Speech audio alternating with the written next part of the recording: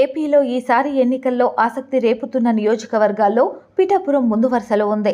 గత ఎన్నికల్లో అరంగేట్రంలోనే 2 చోట్ల పోటీ చేసి ఓటమి పాలైన పవన్ కళ్యాణ్ ఈసారి ఇక్కడి నుంచి పోటీలో ఉండటమే దీనికి కారణం. ఈసారి పవన్ బోని కొడతారా లేదా అన్న ఉత్కంఠ ఓవైపు కొనసాగుతుండగా ఆయన ఎలా గెలుస్తారో చూస్తామంటూ ముద్రగడ వంటి వారు ఉరుముతున్నారు. ఈ నేపథ్యంలో ఇప్పటి వరకు పవన్పై వ్యక్తిగత విమర్శల వరకు వెళ్లిన సీఎం జగన్ ఇవాళ తన చివరి రోజు ప్రచారంలో ఆయనకు జనం ఓటేయకుండా ఏం చెప్పబోతున్నారనే ఉత్కంఠ కొనసాగుతుంది. గతంలో 2009 ఎన్నికల సమయంలో ప్రజారాజ్యం పార్టీ పెట్టి తిరుపతితో పాటు పాలకొల్లులో పోటీ చేసిన పవన్ కళ్యాణ్ అన్న చిరంజీవిని ఓడించేందుకు అప్పటి సీఎం వైఎస్ఆర్ పక్కా వ్యూహాలతో ముందుకెళ్లారు. ఇప్పుడు సరిగ్గా ఆయన తనయుడు జగన్ ఎదుర్కొంటున్న పరిస్థితులనే ఆయన ఎదుర్కొన్నారు. ముఖ్యంగా పాలకొల్లులో తొలిసారి కాంగ్రెస్ తరపున బంగారు ఉషారాణిని నిలబెట్టిన వైఎస్ చిరంజీవికి ఓటేయొద్దని అక్కడ ఓటర్లను కోరారు. తాను పుట్టిన మొగల్తూరు ఉన్న పాలకొల్లు నియోజకవర్గానికి చిరంజీవి ఏం చేశాడో ఆలోచించాలని సీఎంగా వైఎస్ఆర్ అక్కడి ఓటర్లను కోరారు. అలాగే తన పథకాలు అందుతున్నాయో లేదో చూడాలన్నారు.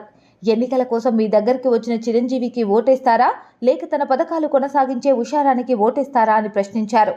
దీంతో జనానికి ఈ వాదన వచ్చింది. సీన్ కట్ చేస్తే బంగారు ఉషారాణి చేతిలో అంతటి చిరంజీవి ఓటమి పాలయ్యారు. ముఖ్యంగా ఆయన సామాజిక వర్గమే చిరును పట్టించుకోలేదు. ఇప్పుడు జగన్ సైతం పవన్ కళ్యాణ్ను ఎన్నికల ప్రచారంలో పదే టార్గెట్ చేస్తున్నారు. పవన్ చంద్రబాబు చేతిలో కీలుబొమ్మగా మారారని, దత్తపుత్రుడని, 4 భార్యలున్నారని ఇలా చాలా విమర్శలు చేశారు. అయితే ఇప్పటి వరకు పిఠాపురానికి వెళ్లని జగన్ ప్రచారం ముగింపు వేళ అక్కడికి వెళ్లబోతున్నారు. పిఠాపురంలో భారీ ర్యాలీ నిర్వహించి బహిరంగ సభలో మాట్లాడబోతున్నారు. ఇందులో ఆయన ఏం చెప్పబోతున్నారనే ఆసక్తి నెలకొంది. ముఖ్యంగా కాపు సామాజిక వర్గం పవన్ వెంట ఉందనే ప్రచారం నేపథ్యంలో జగన్ ఆయన్ను ఓడించాలని పిఠాపురం ఓటర్లను ఏ వాదనతో కోరుతున్నారనే ఉత్కంఠ నెలకొంది. గత ఎన్నికల్లో కాపు రిజర్వేషన్లు సాధ్యం కాదని అయినా ప్రయత్నిస్తానని చెప్పడం ద్వారా ఆ వర్గాన్ని ఆకట్టుకున్న జగన్ ఈసారి వాటిపై ఏం చెప్పబోతున్నారనే చర్చ జరుగుతుంది. అలాగే పవన్కు బదులుగా వంగా గీతకు ఓటిస్తే ఉండే ప్రయోజనాలను వివరించాల్సి ఉంది.